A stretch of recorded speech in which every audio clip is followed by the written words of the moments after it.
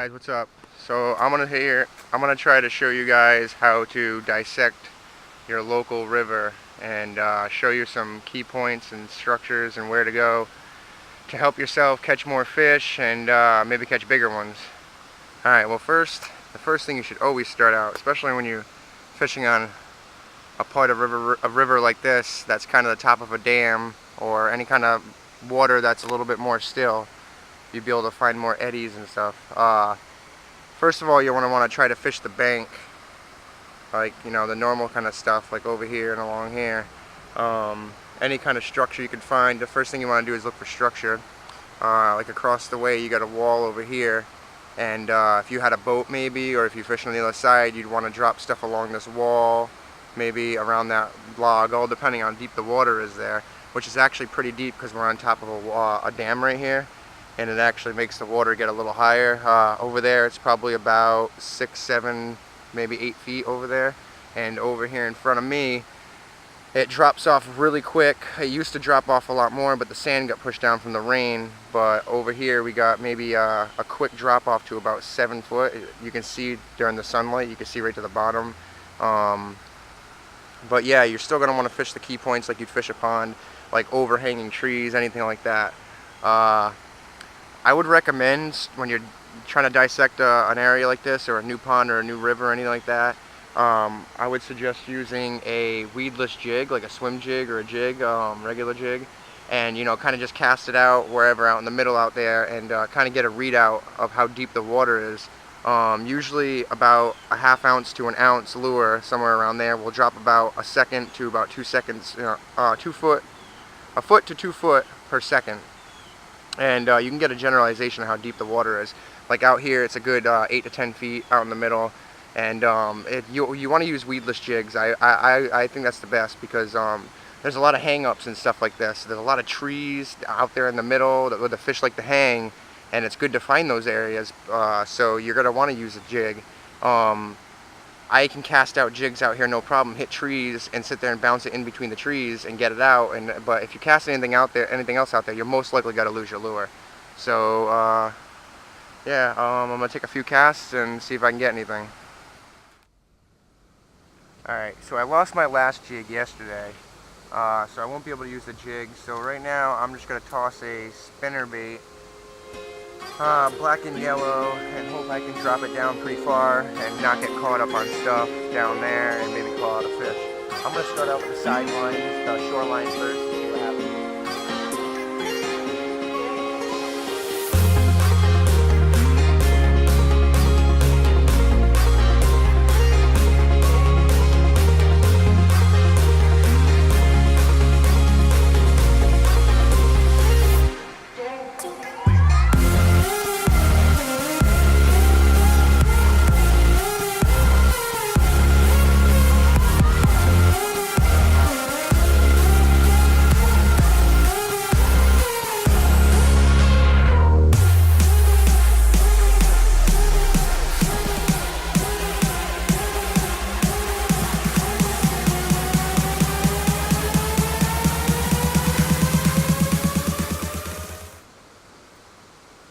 Alright, no bites, so I'm going to take you guys down to the other part of the river.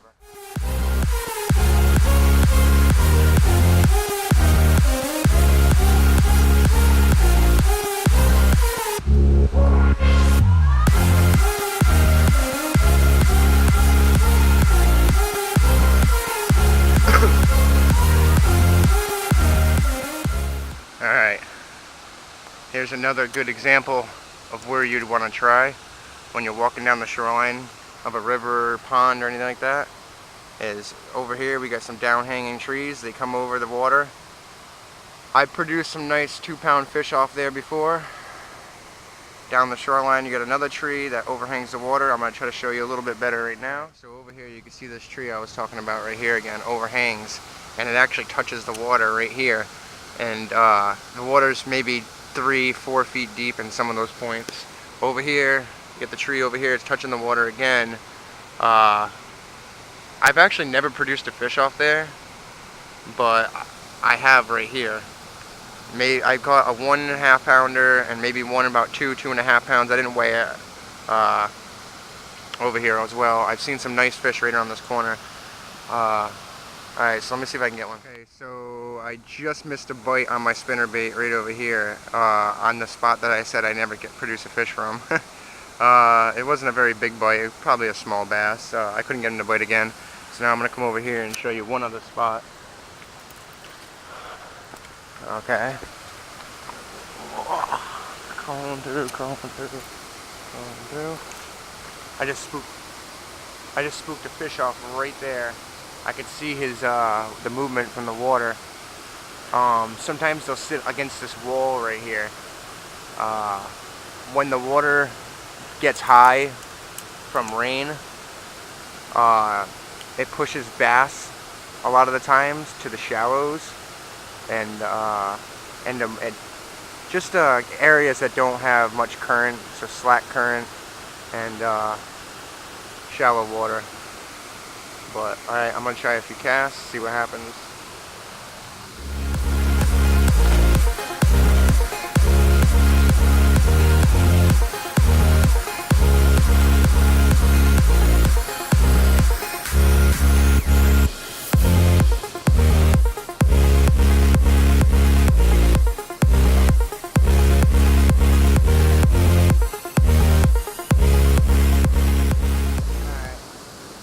I'm not going to waste my time here. Let's go see if we can catch a smallmouth.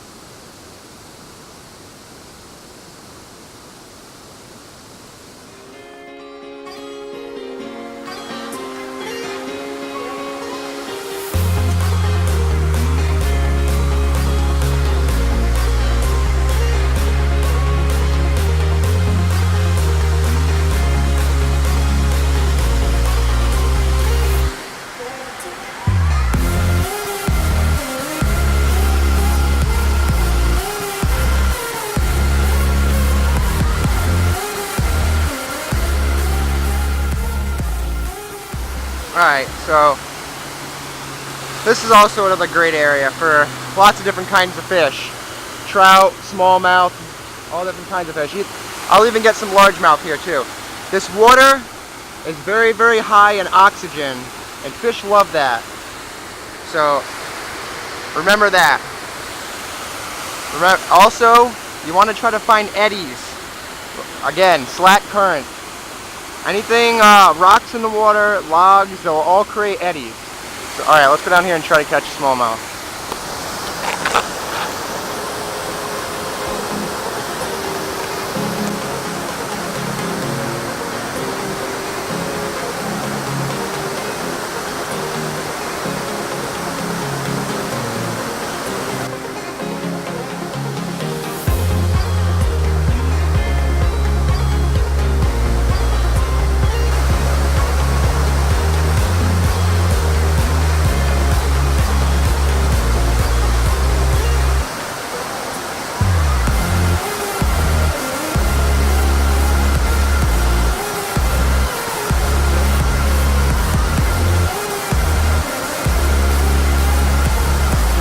Look how aggressive that fish is.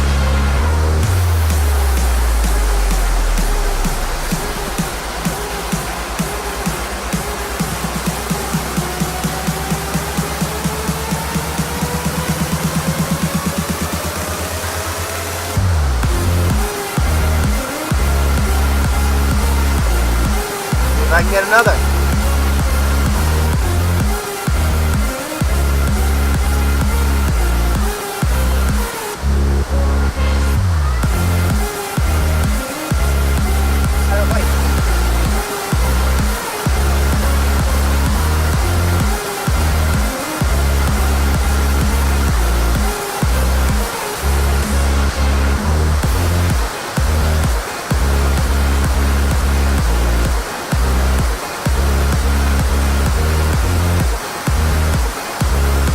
Another aggressive fish.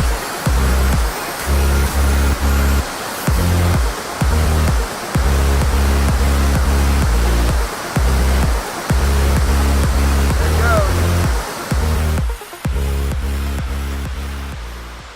Alright, last spot. Fish don't really get too big here. It's very shallow. I have seen one nice 4-pounder, maybe a little less than 4 pounds, pulled out of the middle over there. There's a short, chunky largemouth. My stepbrother got him.